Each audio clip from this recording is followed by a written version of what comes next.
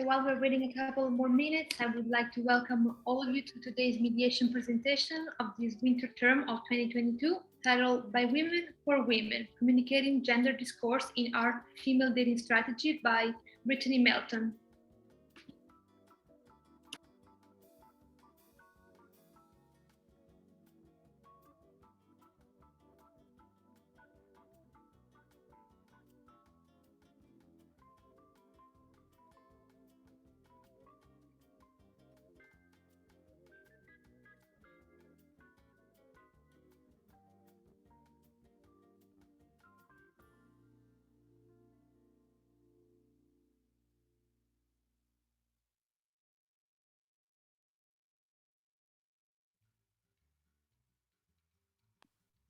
Okay, I think we're ready to go. So thank you so much, all of you, for being here. And once again, here we are with today's mediation presentation of the winter term of 2022, and titled By Women for Women, Communicating Gender Discourse in Our Female Dating Strategy, presented by Brittanys Melton. For those of you who do not know me, my name is Giada Ferrucci, and I'm a PhD candidate in media studies, and I'm going to be moderating this session. Before we begin, I would like to start with a land acknowledgement. We acknowledge that Western University is located on the traditional lands of the Anishinaabe, Haudenosaunee, and Attawandaron people, on lands connected with the London Township and Sombra treaties of 1796 and the Dish with One Spoon Covenant, Wampum. This land continues to be home to diverse indigenous people, First Nations, Métis, and Inuit, whom we recognize as contemporary stewards of the land and vital contributors of our society. We would like to remind you that today's session is being recorded with the speaker's permission. Afterwards, we will share the presentation on our social media channels. We kindly ask you to keep yourself muted for the duration of the talk. Then we will have about 30 minutes for the presentation, followed by 30 minutes of discussions and questions. If you wish to ask a question or share a comment with the speaker, you can use the Zoom function to raise your hand, and then we'll call your name. Alternatively, you can use the chat box. So without further ado, I would like to introduce once again today's speaker for the talk By Women for Women, Communicating Gender Discourse in Our Female Dating Strategy, Brittanys Melton, who is a first-year PhD student in media studies. She graduated from the Master of Arts Popular Culture program at Brock University in 2018 and has spent her time since working as a teaching and research assistant in the communication, pop culture, and film department. Brittanys studies media because she firmly believes that understanding mediated messages and constructs offer invaluable insight into the world around us. Her research interests focus on feminist criticism related to television and film as essential influencers of how women understand our own identities as women in the 21st century.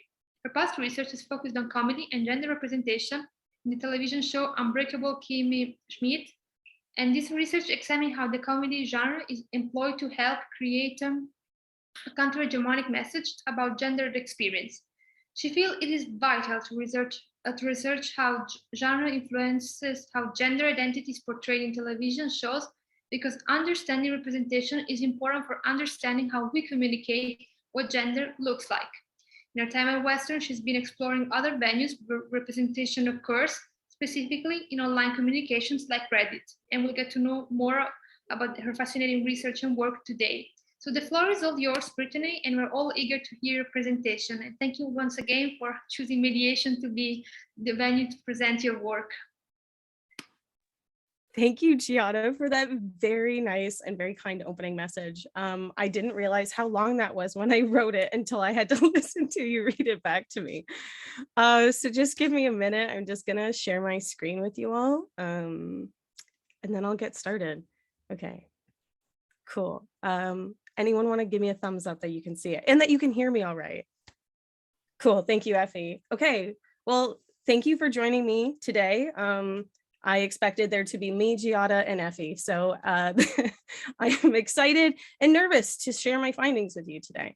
So yes, my name is Brittanys Melton, and I am a first-year PhD student in media studies at Western. And so I want to begin by getting you situated in my shoes. So I am a 27-year-old woman, and I enter the female dating strategy subreddit I'm single, I have been for many years, and I turned to this group to help me better understand why I've been unsuccessful in my dating life. I'm immediately met with these rules and regulations. In order to engage in posting, I have to post high quality content. I must be a biological female presenting as a woman who wants to be in a heterosexual relationship. But I also mustn't crave male attention, or I may be labeled a pick-me-sha. I'm told to become a queen and to look for high value men. These high value men must follow the rule of 6. You know, they need to have a 6-figure income, a 6-pack, have a 6-inch penis, and to be at least 6 feet tall. Men who don't fit that category are labeled low, 0, or negative value. But I'm also told in order to get a high value man, I also need to be high value myself. I need a good job, a good education, and I must be in good shape. So that might be a lot of information to start my talk with, but it is a little bit about who I am in addition to everything Giada shared, and also a bit about what may bring me to the subreddit Female Dating Strategy.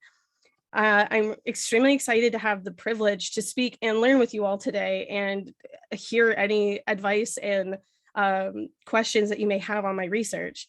So this is research that I worked on for I'm pointing this way to my second screen, that I worked on for my first semester at Western in my theory class.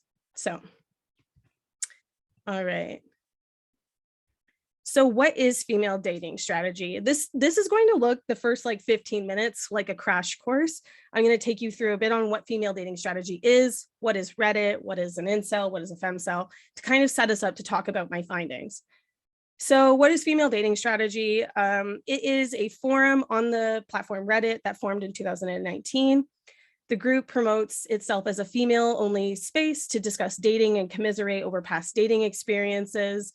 The group is ever growing. From the time I began my research in October of 2021 till now, the group has risen by 40,000 users. And to put this into perspective, the largest incel subreddit, which was titled Incell, was removed at 40,000 users. So in a few months alone, it has grown to that equivalent. Female Dating Strategy is a public subreddit that currently has 235,000 subscribers, or self-titled queens leveling up, who are subscribed to see daily posts from moderators and other users in the platform. The page is defined by moderators as a dating subreddit for women that puts women first. Okay. Oop, too many. Okay. Wait, did I go too many? No, I didn't. Okay, what is Reddit? So what is Reddit? It is a platform. Reddit's known as the front page of the internet. It suggests the ways in which it may act as a gateway to the best and most available content on the internet. It's a bulletin style website where you can go to just the all page, which is the base page on Reddit, without an account and see all of the different things that are happening on Reddit. It has over 324 million unique users, generating over 10,000 active internet-based communities, which I'm going to refer to as subreddits. So those smaller forums are created in diverse and dedicated to specific interests, hobbies, politics, humor, etc. And the platform is inherently a community-driven space that gives users the opportunity to comment, post, link, and rate with the subreddits that they subscribe to. So subreddits are run by volunteers who are able to create these based on their interests, but then can also delegate roles to moderators and title holders based on participation in the group.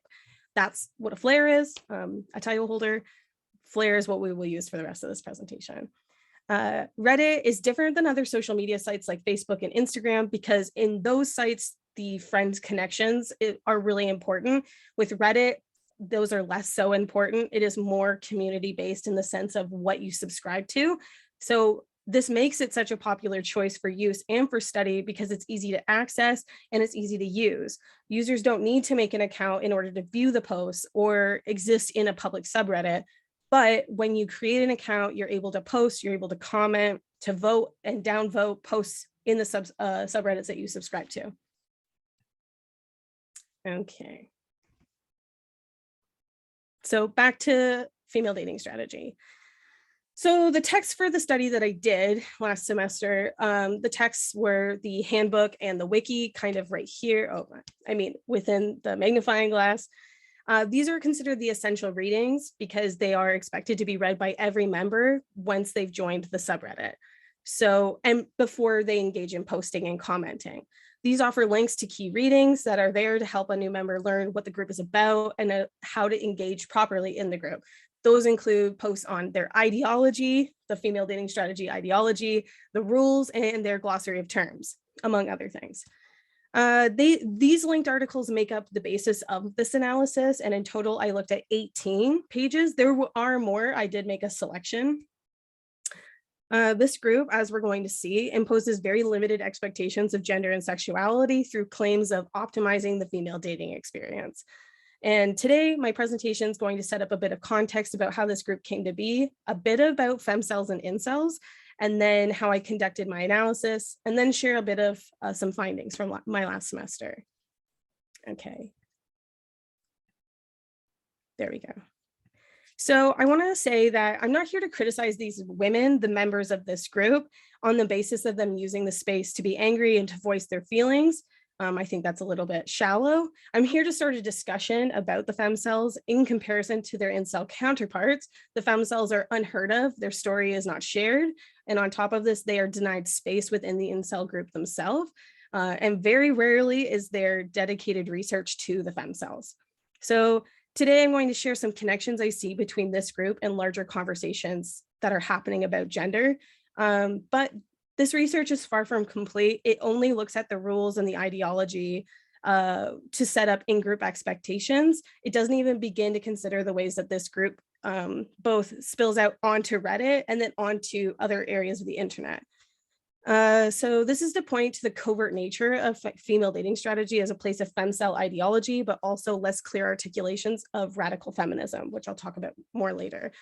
I believe that this group, and this is what I'm going to move through today with my findings, uses femme cell ideology and radical feminism to subtly radicalize its members through these like in-group expectations. And overall today, I'm going to talk about how even groups of vulnerable people like women can also further oppress and exclude other vulnerable groups of people. Primarily in this discussion, I'm going to talk about transphobia and trans exclusion.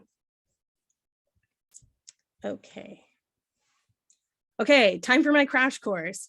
What is an incel? And I'm sure many of you have heard this as a buzzword. It's very popular right now and it's very visible in the media. For those of you who are not familiar, I'm going to begin with a little bit of contextualizing information about incels before we move on to femme cells. So incel is a conjunctive term for men who are involuntarily celibate. And this term made headlines when Alec, and I'm going to say this slowly, Minassian, wrote on Facebook, "The incel revolution has already begun," before driving a van into a group of pedestrians in Toronto, killing 10 and injuring 16 on April 23rd of 2018. The term incel actually dates back to an internet personality titled Alana, who created the Involuntarily Celibate Project in 1997 as a source of comfort and support for lonely people. The current incel community bears little semblance to its good-hearted roots, and current research on the incels, which there is quite a bit of, focuses on their presence on Reddit, their anti-women rhetoric, and the threat of incel violence. Findings suggest that these men begin to use their online community as a place for discussing their lack of relationships with women, but has since progressed into the dehumanizing of women and promotion of sex-based violence against women. Across previous research, the definition of modern incel community is defined as men who have bonded over their shared perceptions of their romantic and sexual failure.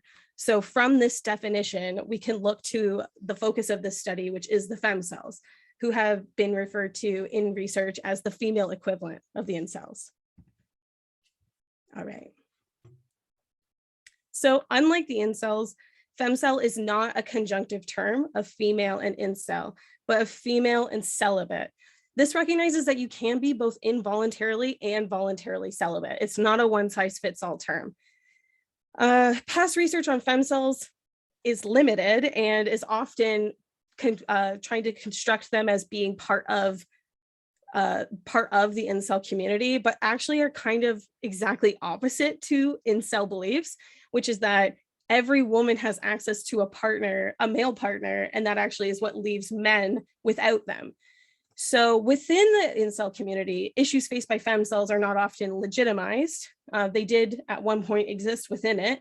And so their departure from this group is obviously inevitable. So now we see more of these like structured separate groups for Femme Cells, structured for and by Femme Cells.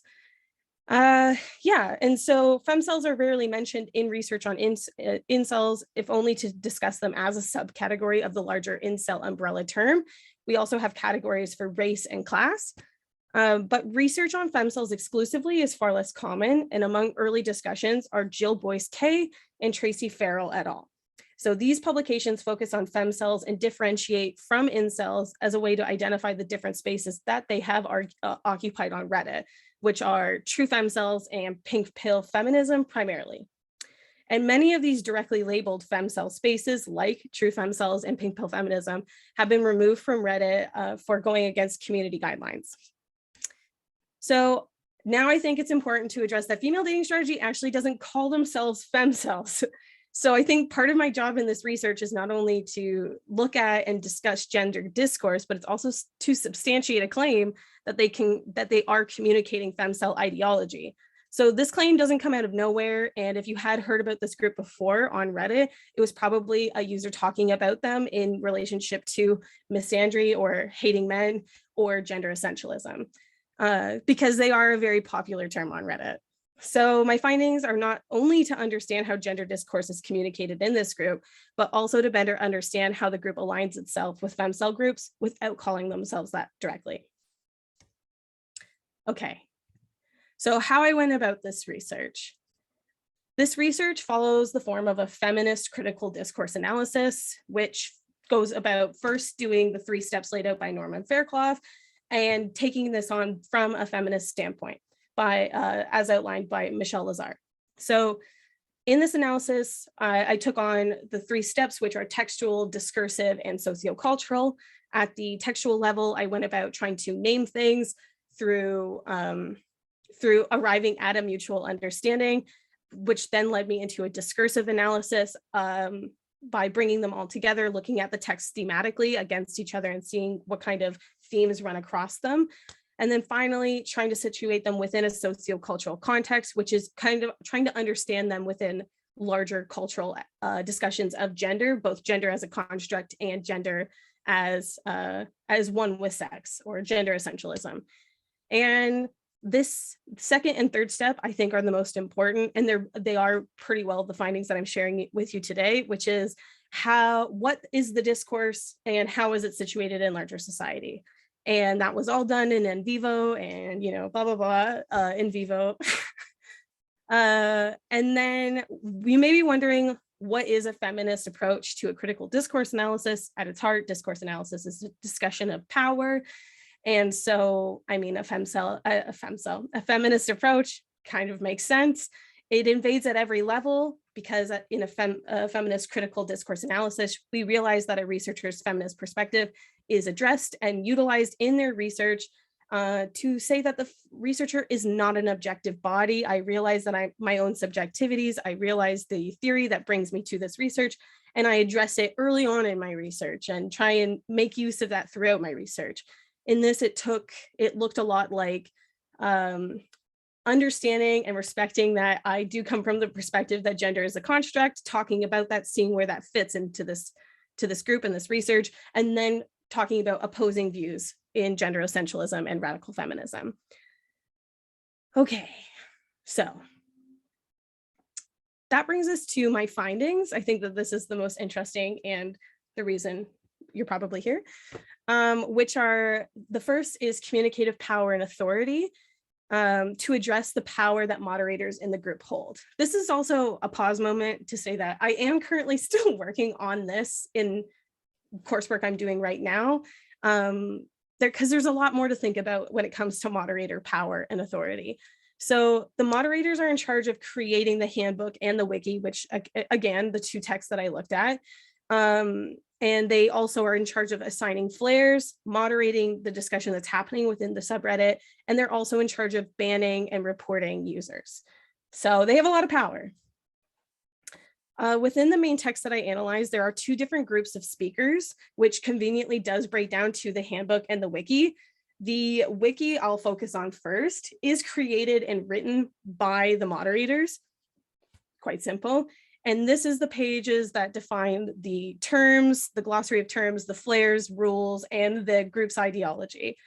And I want to talk a little bit more about flares. So flares are used in every subreddit. That's something special to Reddit, but not this subreddit. For instance, on the subreddit travel, the user may be identified by the country that they're from, or in the subreddit hockey by the user's favorite hockey team.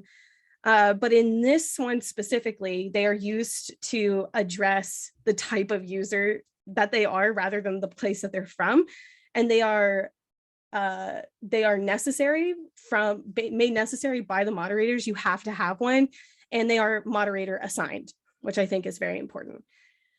So within the female dating strategy subreddit, moderators self-identify as the ruthless strategists, and then regular users can be identified as,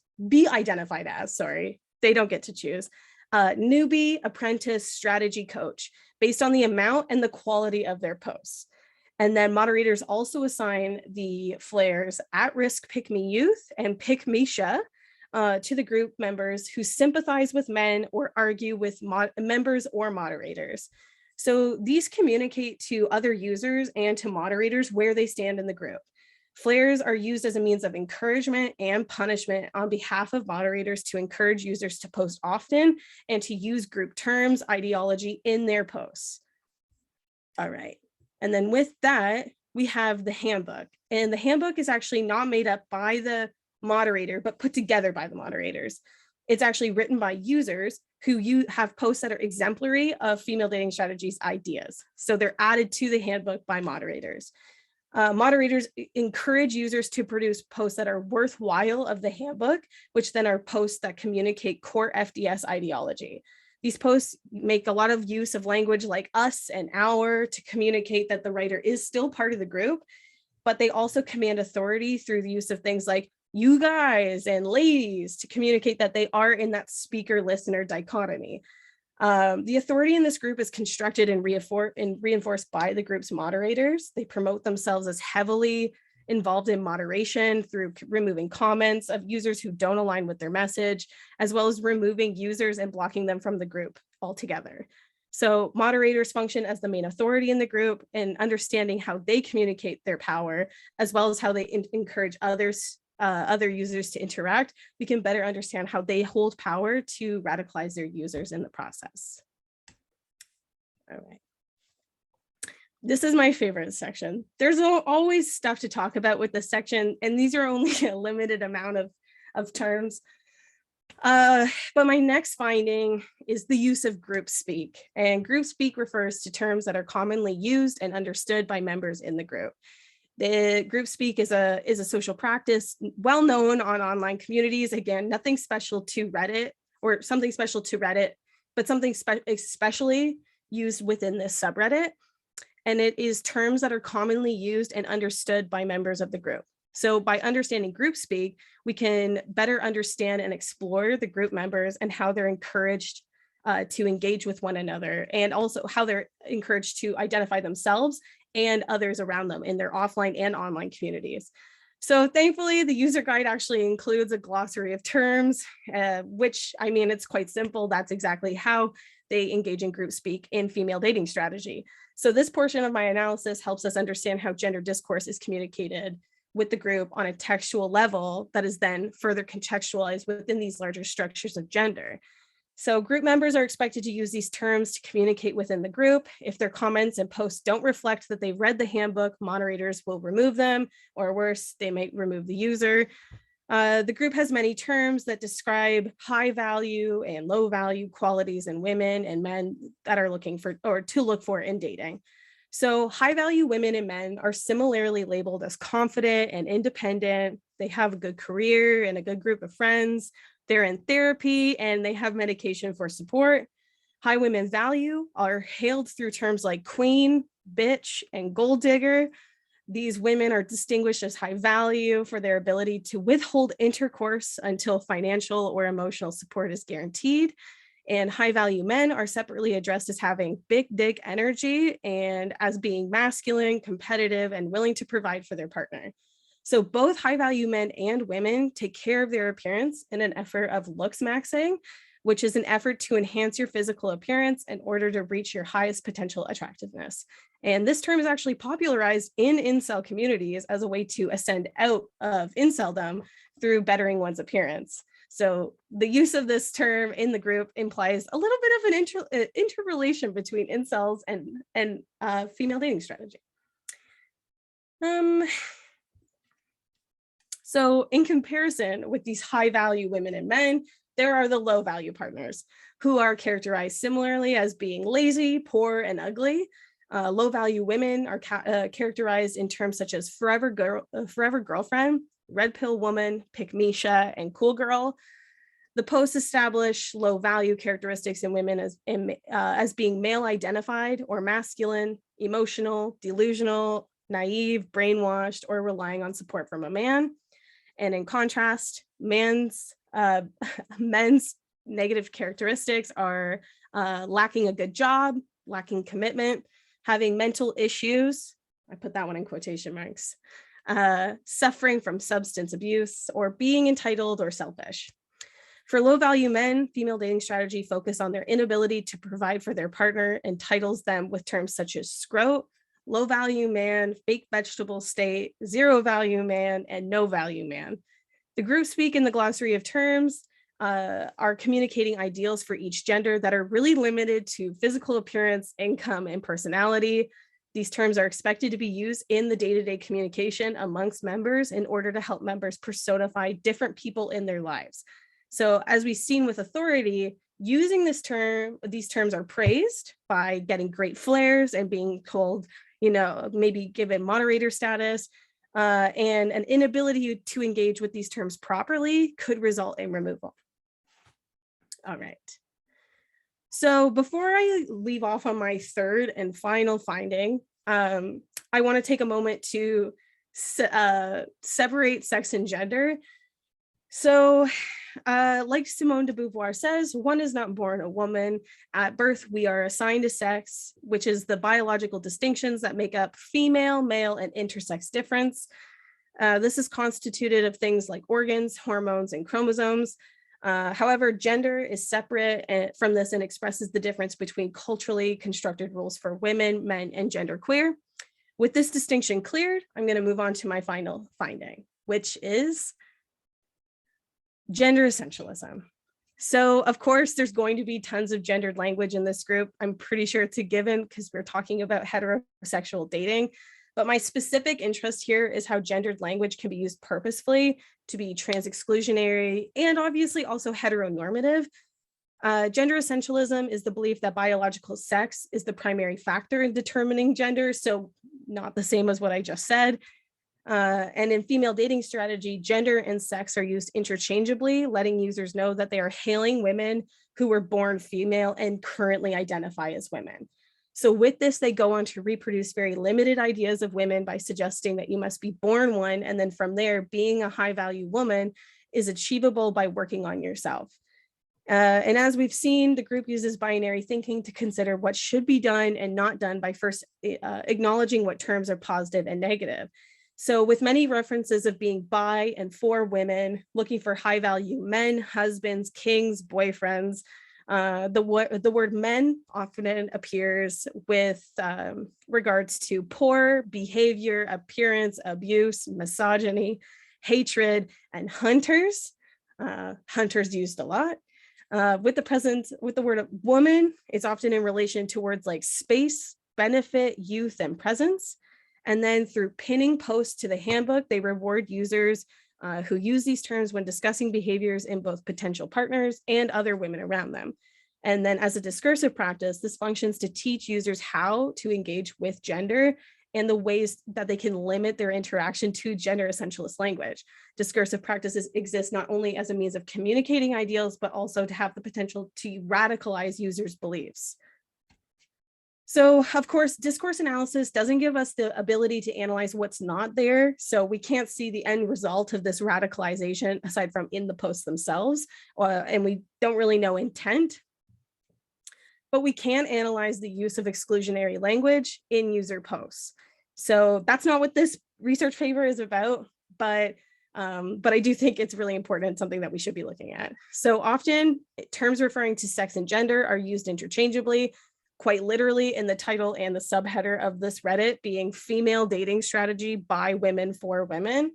This is a clear example of binary thinking in which gender is limited to sex assignment at birth. The subreddit is also promoting dating for women to find a male partner. So the words convey an attitude that subreddit is exclusively for straight cisgendered women to get dating advice for dating straight cisgendered men. Because of the way that gender is constructed online, as the moderator, there's probably no actual way that you would understand and know who for sure is in this group, even if they're trying to alienate people who were not born female and identify as women.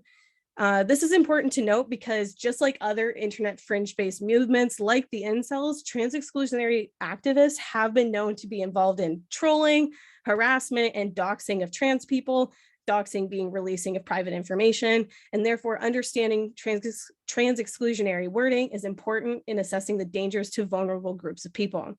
So it may seem like simple word use, but it does lead to serious consequences for vulnerable groups of people. And by understanding the way in which female dating strategy is radicalizing its members through this encouragement of interacting with terms and interacting with ideas that reinforce limited understandings of gender, we can better understand and predict how these members who are there for dating help may be encouraged to engage in misandry, hating men, and transphobia. So some conclusions and looking forward. So this research really focused on gender discourse in female dating strategy. And I think that that was really important to understand how users are told to interact. But that was a very, very small focused research study. And there is a lot of research to be done. Currently, I am writing a term paper that is kind of mapping out the groups, this group specifically, their relationship to pink pill feminism and true Femme Cells. Of course, these are both gone. So this involves a lot of Wayback Machine.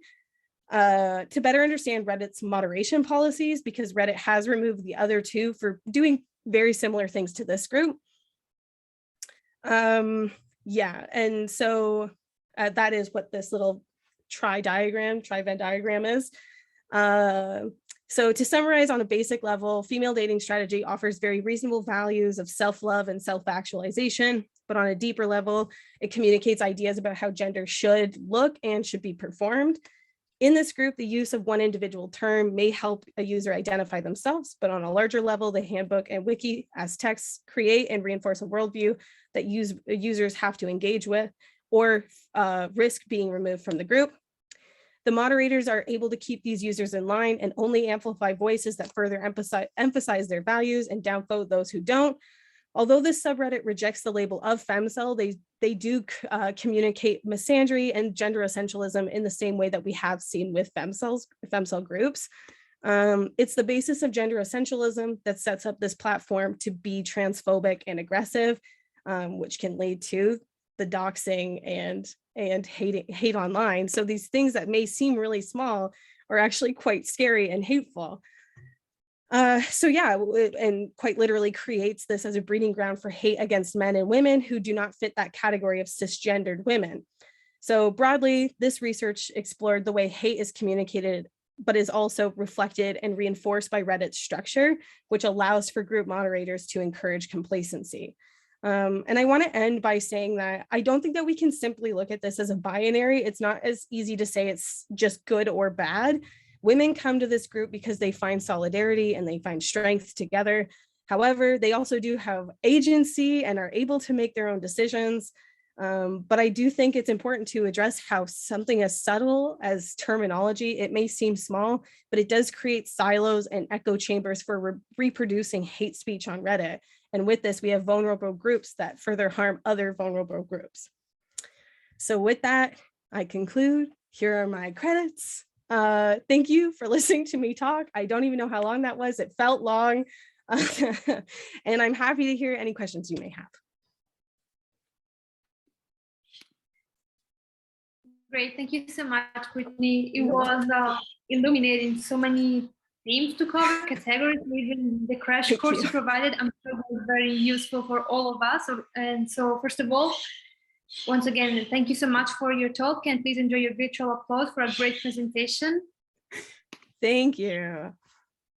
And so now we can actually open the floor to questions from the audience, and so that we can have a bit of more interaction with Brittany and engage in an interesting discussion. So I don't know if anybody already has a question they would like to either use the raise hand function, the chat, or simply speak out loud.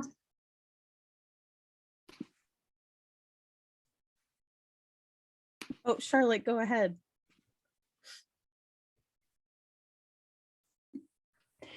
Hi, Brittany. First of all, thank you so much for this. There's a group chat going on the side, and I think a couple of us are already obsessed with your topic. So this is super fascinating. And the question that I have, and this ties a bit into my own research on neoliberal feminism and pop feminism and post-feminism, and like forms of feminism that have been kind of hollowed of political opposition. And I was just wondering if you had encountered any discourse on this particular subreddit that engaged with the notion of feminism, and if maybe there's like a dark and twisted version of feminism circulating that is all about empowering women and making them rich, and possibly at the expense of their partners, and if they have found a way maybe to reconcile what they're doing with the idea of feminism. Did you encounter any of that? That is such a great question. And it's like baked right into the rules, actually. These ideas of like, they're actually quite, the rules themselves, so the moderators are quite anti-feminism, not in the sense that they aren't pro-women and pro-equality, but they're very anti-women who are okay with like going Dutch and believe equality to be like currently women and men are equal, is to say that women and men are not equal, and that in order to be able to be equal, women should be provided for and treated very well. And so I would almost put it in the camp of post-feminism, but they would never call themselves post-feminist.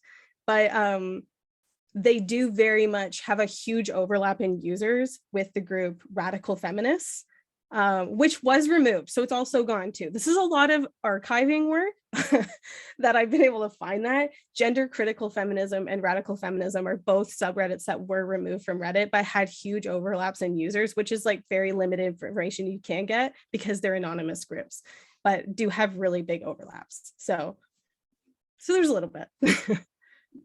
Thank you, that makes sense. Danica, go ahead. Thank you for the first question. Yes, Danica, you want to go? Something I was just curious about, because you were talking about how people are assigned different labels, and some of them are like negative. So they were like the pick-me-sha and the other one. So my question is, like, when people are assigned those labels, do they continue to engage in the groups, or is that like a way to filter people out? Or so yes, they do continue to engage from what I've seen, which also to say that my research has mostly focused so far on just kind of setting up that broad overarching picture of the group. But I do spend quite a bit of time in the subreddit. I'm in there at least once a day. And it's to say that they are at risk of being removed from the group. So they I think a lot of these users that are labeled pick-me's and at-risk pick-me youth are working to try and reestablish that they are not pick-me's. So a lot of their posts are trying to establish that they can be good users, good members of the group. So they do continue to engage, but it is at risk of if their post doesn't represent what they want to be seen, what the group wants to see, then they will be removed and potentially blocked. So huge risk.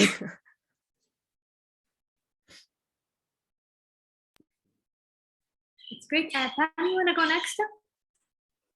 Yeah, thank you. Hi, Brittany. It's nice to meet you. My first question is, what are you going to do with this? Is this going to be your thesis? Because this is amazing. Thank you. It wasn't actually my idea to go for my thesis coming into school. I wanted to do more work on gender representation in television. But that kind of felt like a dead end once I got really digging in this research, that this is something really interesting to me. This is a tiny little nugget and it just keeps expanding. Like there's so many avenues, looking at the community, looking at the policy, all of these different ends of it. So I think I actually have a meeting scheduled with Susan, but I do think that this may be my thesis topic. So yes, maybe, tentatively. Okay, if that's the case, I've got a thesis for you. So Okay. one thing that, if you don't know me, that I think if I lived at another time and place, I'd be a matchmaker. And so right now I'm a research matchmaker. So this is a thesis by a person called Diana Flugel at Rutgers, who looked at fan fiction writers, particularly queer fan fiction fans, and looked at the platform Archive of Our Own and how community was created and how inclusion and exclusion was created, particularly of trans, non-homonormative, BIPOC members. Mm-hmm. And I think what's really neat about that thesis as for you to think about is that they looked at policies, they looked at interaction, they interviewed users, but they also looked at the socio-technical affordances of the site. Mm-hmm. And so they, when you're talking about flares, that's exactly the same kind of stuff Diana looked at. So I think there might be lots of ideas for you methodologically from that work. And it's new, like 2021. I was on the committee. It was 2021. So it asks us similar kinds of questions with a very different platform and different group. I will certainly look at, it's already, you're naming off a lot of things that kind of like ping as things, flags of interest for me. So thank you.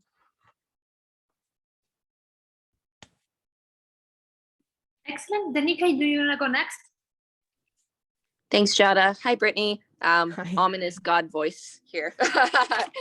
Just, I'm curious kind of to Charlotte's point in terms of different, perhaps surface readings of feminism that you may have encountered, given that you kind of set out the demographic as one that defaults to, let's say, for example, like a gender essentialist, cishet woman perspective. Did you come across anything, or just even in your day-to-day browsing, that might suggest this group is popularized by white feminists, so to speak? So those who occupy, again, the position of a cishet white woman, or at least those who might not necessarily involve themselves in groups with racial or ethnic diversity, so to speak? Yes, so this is really interesting because one of Reddit's allowances is actually is the anonymity. It's anonymous, so you can't see. Overall, you're not really able to get a good reading, like a very accurate reading of age, race, genuinely actually sex or gender. Like these are things that the actual user makeup, it's hard to see who they are aside from what groups they subscribe to. And so race wise or ethnicity wise, nationality wise, well, nationality is a bit different because you can see where users are located kind of roughly as well. The closest that I can offer is that the way the different groups map out in the overlap with different groups. But I haven't seen anything that is specific to a specific race yet. I wanted to make that argument. It really felt like it's there. I have yet to be able to substantiate it. So Totally if I see anything, I'll let you know. Amazing. No, great work. Thank you.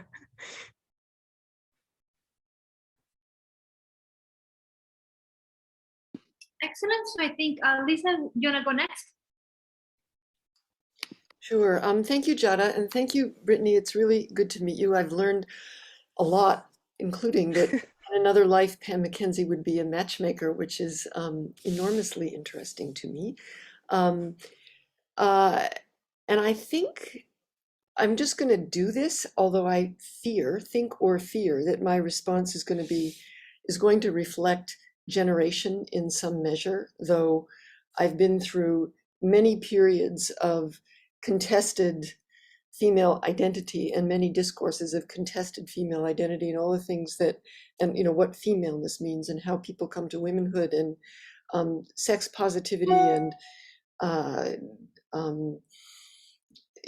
I won't sort of rehearse my own genealogy there, but as I listened, I thought I have a question that I think is about affect, although it may be about valence. I'm not sure. Or maybe it's just moralism, which I hope it's not. But I was wondering two things. I hear in the subreddit, on the one hand, overwhelming hostility. On the other hand, acid humor, like really, it's really funny. And then between those two things, a kind of nervousness. And even in your presentation, and I don't mean to observe you, I mean, it's as much my projection. Listening, I'm thinking, ooh, and like that's, well, that's cold, but at the same time, it's bold, etc.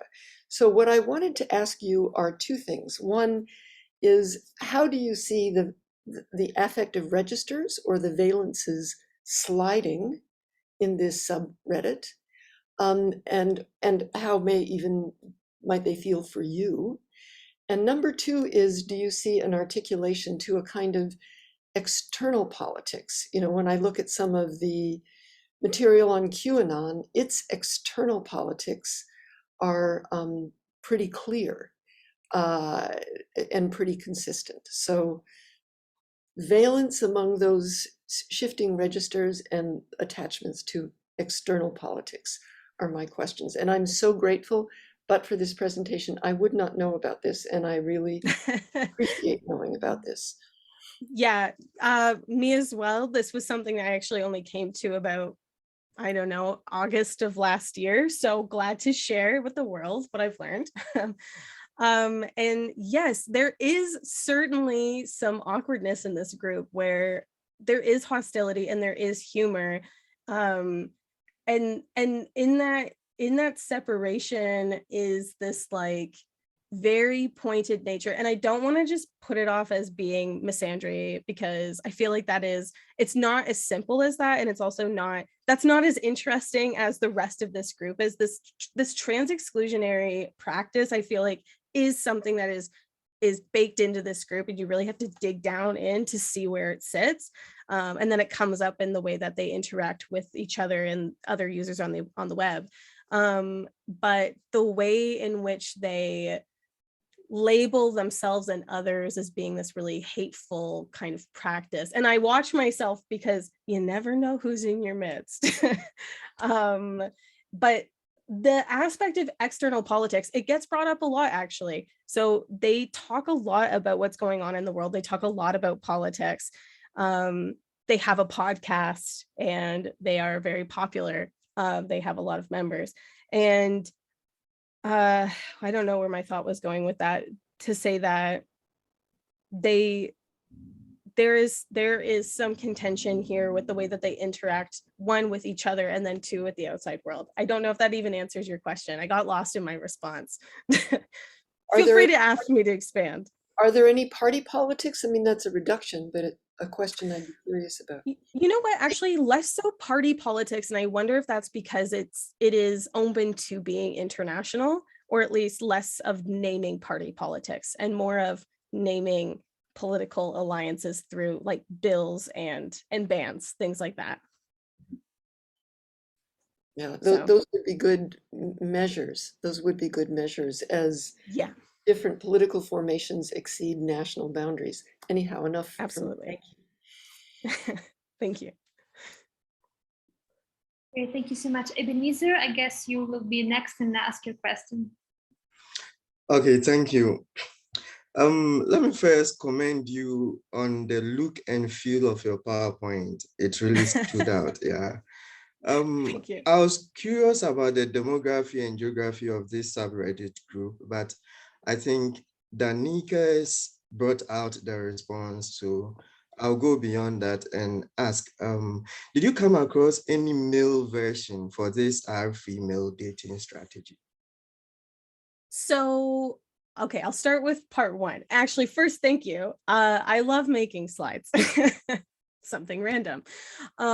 Second, the one demographic I can speak to, it didn't really fit Danika's question, so I didn't share it, but I can share it to yours, which is that the one demographic that is quite prominent is the overlap in this group with the groups dating over 40 and dating over 30, which suggests, and also single mother. So there are three groups. They don't really necessarily directly address age or marriage status. Aside from that, generally, a lot of these women are not really young, but they're catering to young people. They want young people. So that's something. And then the other is that, is there a male equivalent? Yes and no. Yes, in the sense that incel can be considered a big umbrella term to mean like involuntarily celibate, and then there's things like the black pill, meaning that you like don't want to date, you're not interested in dating. And then there's also groups that are dedicated to and their efforts are in trying to date and better strategies for dating. But I'll say that I think every single group has now been removed from Reddit, so I can't think of a specific title, but I would have thought like probably the purple pill group, I think that's the only one left, is very much like men and women can work together and talk about how to date. Like, I feel like that's the closest to it. But a lot of incel groups are very violent and quite aggressive. So I hope that helps. But they're not on Reddit anymore.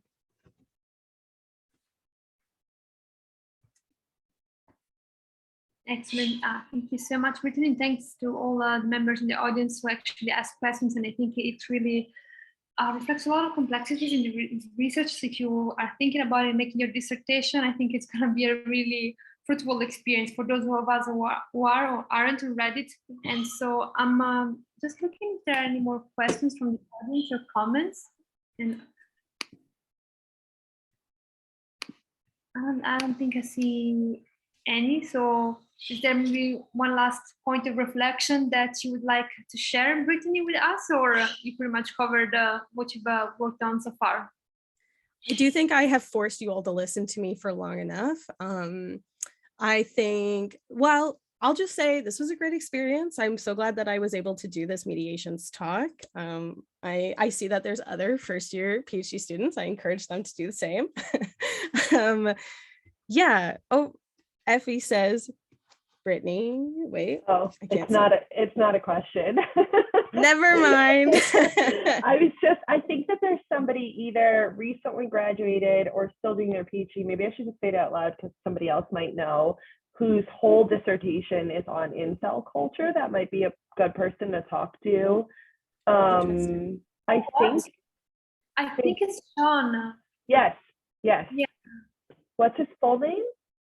Sean Cheatham, but I haven't seen him in ages. Like, I don't know. I mean, he's still with us, but I haven't seen him in ages. But it would be a great contact for you, Brittany, as well. The other side of the perspective.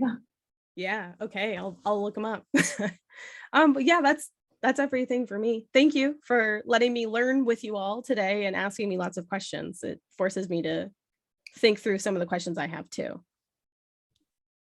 Thank you so much, Brittany, for sharing your work with us. And really, the mediation talk, a lot of us have already done one or more than one. It's an excellent experience to workshop your ideas, get some feedback, and also, get some useful context. We can clearly see even today like a lot of important references and resources that maybe otherwise it would be harder to come across. So I really want to thank all the audience for participating and being so dynamic and engaging. Once again, Brittany, for her fascinating talk. And so thank you for this presentation. And here we are with the next one, which is gonna take place in exactly 2 weeks, Thursday, March 24th at 4:30 p.m. And we're gonna have a series of speakers on their imaginaries. So once again, we'll have the pleasure of listening to the work of Senna Sau, Luke Stark, and Melissa Adler from FEMS. So I guess we can do another round of applause for a great presentation. Thank you once again for sharing your work. Thank you.